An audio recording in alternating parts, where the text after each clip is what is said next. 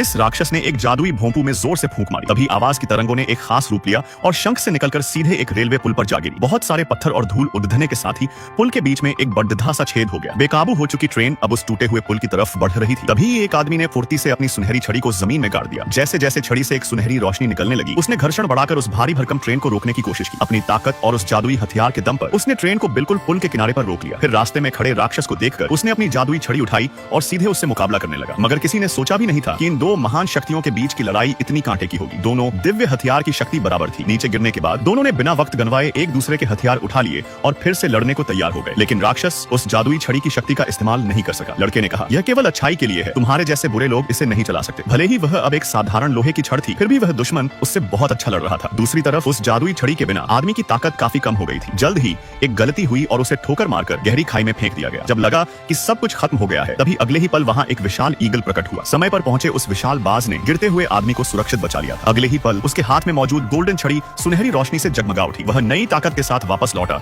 और दुश्मन का सामना करने लगा। दोनों के बीच फिर से भीषण युद्ध छिड़ गया, यह महसूस करते हुए कि वह उसे आसानी से नहीं हरा पाएगा। राक्षस ने चालाकी से काली धुंध छोड़ी और आदमी का बैग छीन लिया। उस बैग में वह खजाना था जिसे वह पागलों की तरह ढूंढ रहा था। पौराणिक कथाओं के अनुसार भारत के अलग अलग कोनों में 9 पवित्र ग्रंथ बिखरे हुए हैं, जिनमें अपार शक्ति समाई है। यदि कोई इन्हें इकट्ठा कर ले तो उसे ईश्वरीय शक्तियां प्राप्त हो सकती हैं। सालों पहले एक ऋषि ने 9वें ग्रंथ की स्वामिनी को बताया था कि दुनिया पर अंधकार छाने वाला है और उसके गर्भ में पल रहा बच्चा ही रक्षक बनेगा। 20 साल बीत गए और भविष्यवाणी के अनुसार बुरी ताकतें सक्रिय हो गई, जिन्होंने 6 ग्रंथों पर कब्जा कर लिया था। एक बौद्ध भिक्षु ने यह जानकर अपनी शिष्या को रक्षक की तलाश में भेजा। अपनी अद्भुत मानसिक शक्तियों के कारण उसने अंततः उस शख्स को ढूंढ निकाला जिसे अपनी शक्तियों का बिल्कुल भी एहसास नहीं था। वह तो नकली माल बेचने के आरोप में जेल में बंद था। लड़की ने अपनी विशेष पहचान का उपयोग कर उसे जमानत पर छुड़ाया। जब उसने उसे बताया कि वही दुनिया को बचाने वाला है, तो उसने विश्वास नहीं किया। तब लड़की ने अपनी शक्तियों से उसे उसकी माँ के अतीत की झलक दिखाई, जिससे उसे पता चला कि वह 9वें ग्रंथ की रक्षक थी। अचानक बारिश और खून के मिलने से उसकी छाती पर एक मैप उभर आया जो हिमालय के उत्तरी भाग का रास्ता दिखा रहा था। वह तुरंत अपने दोस्त के साथ वहां पहुंचा। रास्ते में वह एक गहरे गड्ढे में गिर गया, जहां उसे बर्फ में जमी हुई वही स्वर्ण छड़ी दिखाई दी। जैसे ही वह उसे निकालने बढ़ा, बर्फ हिलने लगी और सदियों से सो रहा रक्षक जीव जायंट बर्ड जाग गया। वह विशाल और अत्यंत शक्तिशाली था। अपनी जान बचाने और उस दिव्य अस्त्र को पाने के लिए योद्धा ने बर्फ में एक नुकीला टुकड़ा मारा, जिससे पूरी सतह टूट गई। दोनों बर्फीले पानी में जा गिरे। इससे पहले कि जीव संभल पाता, योद्धा ने उसके सिर पर हाथ रखकर उसे अपना साथी बना लिया। अब वे दोनों एक थे। वह विशाल बाज पर सवार होकर बाहर निकला, स्वर्ण छड़ी प्राप्त की और भारत लौट आया। लेकिन रास्ते में उसका सामना फिर से उस रहस्यमयी ऋषि से हुआ। उन भविष्यवक्ता से आदमी को अपनी माँ के अतीत के बारे में पता चलता है कि कई साल पहले कबीले के मुखिया ने एक अनाथ लड़के को शरण दी थी और उसे अपनी गुप्त साधना भी सिखाई थी। मुखिया को इस बात का अंदाजा नहीं था कि वह